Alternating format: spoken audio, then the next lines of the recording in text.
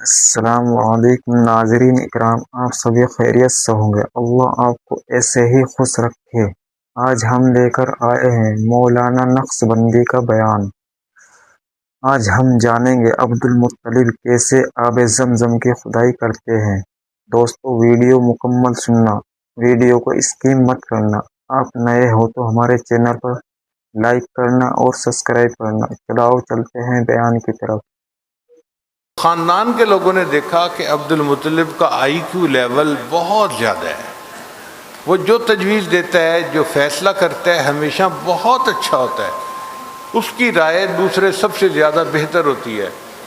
تو آہستہ آہستہ عبد المطلب کو خاندان کے لوگوں کے اندر ایک مقام ملنا شروع ہو گیا، اور سب لوگ اس بات پر متفق ہو گئے کہ ہمارے پورے خاندان میں اتنا ذہین بچہ، اتنا حلم رکھنے والا، بردباری رکھنے والا، اتنا سمجھداری والا بچہ اور کوئی بھی نہیں ہے۔ سبحان اللہ۔ چنانچہ کچھ سالوں کے بعد خاندان کے لوگوں نے فیصلہ کیا کہ ہمیں چاہیے کہ ہم قبیلے کی سرداری عبد المطلب کے سپرد کر دیں، یہ اس کا زیادہ اہل ہے۔ سبحان اللہ۔ چنانچہ عبد المطلب کی سرمایہ کی وجہ سے، اچھے اخلاق کی وجہ سے پورے قبیلے نے متفق ہو کر عبد المطلب کو خاندان کا بڑا بنا لیا۔ کیا بات ہے۔ اب جب عبد المطلب خاندان کا بڑا بن گیا تو عبد المطلب نے سوچا کہ مجھے اپنے خاندان کے لیے کچھ کرنا چاہیے۔ اس وقت بیت اللہ کے قریب پانی میسر نہیں تھا، مگر عبد المطلب یہ جانتے تھے کہ کسی زمانے میں یہاں پر ایک کنواں ہوتا تھا زمزم کے نام سے، اس سے پانی نکلتا تھا۔ مدت گزرنے کی وجہ سے وہ بند ہو گیا اور اب پانی اویلیبل نہیں ہے۔ بے شک۔ اس لیے مکہ مکرمہ کے قریب بڑی آبادی نہیں تھی، چند گھر تھے، اور وہ بھی پانی نہ ہونے کی وجہ سے بہت پریشان ہوتے تھے۔ پینے کو پانی نہیں، جینے کو پانی نہیں۔ تو عبد المطلب نے فیصلہ کیا کہ مجھے زمزم کے کنویں کو ڈھونڈنا ہے، کہاں پہ تھا۔ کیا بات ہے۔ اس نے کدال بنوایا اور اکیلے بیت اللہ کے قریب مختلف جگہوں کو کھودنا شروع کر دیا۔ نیچے زمین میں چٹانیں تھیں، گرمی کے موسم میں 50 ڈگری سینٹی گریڈ کا ٹیمپریچر، اور دھوپ کے اندر کھڑے ہو کے چٹان کو توڑنا کوئی آسان کام نہیں تھا۔ بے شک۔ عبد المطلب کا پسینہ بہہ رہا ہوتا تھا، ایسے جیسے پسینے میں نہایا ہوا ہے، اور وہ چٹانوں کو توڑ رہا ہوتا تھا۔ کچھ لوگ اس کو سمجھدار سمجھتے تھے، کچھ لوگ اس کو بے وقوف سمجھتے تھے، یہ کریزی قسم کا بندہ ہے، اکیلا لگا ہوا ہے دھوپ میں، اور نکلنا تو پانی ہے نہیں۔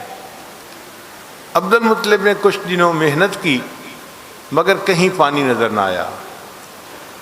پریشان ہو کر عبد المطلب نے یہ منت مانی کہ میرے 12 بیٹے ہیں، اگر زمزم نکل آیا تو ان میں سے ایک بیٹوں کو میں اللہ کے نام پہ قربان کروں گا۔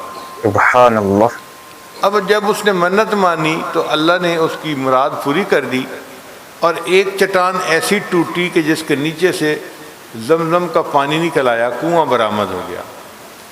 اب پانی کا نکل آنا وہاں کے لوگوں کے لیے ایک عظیم خوشخبری تھی، ایک بریک تھرو تھا۔ دور دور کے جو لوگ تھے وہ بھی بیت اللہ کے قریب آ کر بسنے لگے، اور مکہ مکرمہ میں ایک بستی گویا بس گئی، گاؤں بس گیا۔ چونکہ پانی اویلیبل تھا تو لوگ وہاں آ کے آسانی سے رہتے تھے۔ جب پانی نکل آیا تو قوم نے یہ سوچا کہ عبد المطلب نے ایک ایسا کام کیا کہ جو کوئی دوسرا نہیں کر سکا، اب قوم کو بھی اس کا کوئی ریٹرن دینا چاہیے۔ بے شک۔ چنانچہ لوگوں نے مشورہ کر کے کہا کہ عبد المطلب قوم کا سردار تو پہلے ہی بنایا گیا ہے، اب بیت اللہ کی چابیاں بھی اسی کے حوالے کر دینی چاہیے۔ سبحان اللہ۔ یوں عبد المطلب اپنی قوم کے سردار بھی بن گئے، اور ان کے ہاتھوں میں بیت اللہ کی چابیاں آ گئیں، وہ بیت اللہ کے کنجی بردار بھی بن گئے۔ کچھ عرصے کے بعد عبد المطلب نے یہ سوچا کہ میں نے نظر مانی ہوئی ہے تو مجھے اس نظر کو پورا کرنا چاہیے۔ چنانچہ انہوں نے اپنے 12 بیٹوں کے نام قرہ ڈالا کہ کس کو قربان کروں۔ اللہ کی شان دیکھیے کہ ان کے بیٹوں میں ایک بیٹے تھے جن کا نام تھا عبداللہ. عبداللہ. وہ سب سے زیادہ خوبصورت تھے، سب سے زیادہ سمجھدار تھے، جو دیکھتا تھا ان کے حسن پہ قربان ہوتا تھا. سبحان اللہ. ان کا نام نکل آیا. تو عبد المطلب اپنی دھن کا پکا تھا، اس نے کہا کہ میں نے عبداللہ کو اللہ کے نام پہ قربان کرنا ہے. اب جب فیصلہ کر لیا تو آپ سوچئے عبداللہ کے دل پہ کیا گزری ہوگی اللہ. کہ جب اس کو نظر آ رہا تھا کہ ایک دن میرا باپ چھری لے گا اور میرا گلا کاٹ دے گا. اللہ اکبر. کتنی ذہنی ٹینشن ہو رہی ہوگی. ایک نوجوان بچے کو بتا دیا جائے کہ آنے والے چند دنوں میں نے تمہارا گلا کاٹ دینا ہے تو اس کی کیا کیفیت ہوتی ہے. تو عبداللہ بھی اپنے دل میں پریشان تو بہت تھے. ایک دن عبد المطلب نے چھری لی اور عبداللہ کو لے کر لوگوں کو دعوت دی کہ آ کر دیکھو میں اسے اللہ کے نام پہ ذبح کر رہا ہوں. سبحان اللہ.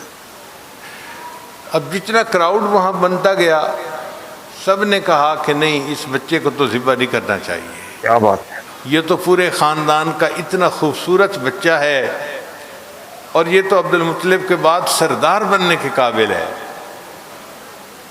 تو انہوں نے عبد المطلب کو مشورہ دیا کہ عبد المطلب آپ عبداللہ کو قربان نہ کریں. اس نے کہا مگر مجھے تو اپنی نظر پوری کرنی ہے. بے شک. ان کا نظر پوری کرنے کا ایک طریقہ یہ بھی ہے کہ تم عبداللہ کی جگہ اونٹوں کو قربان کر دو.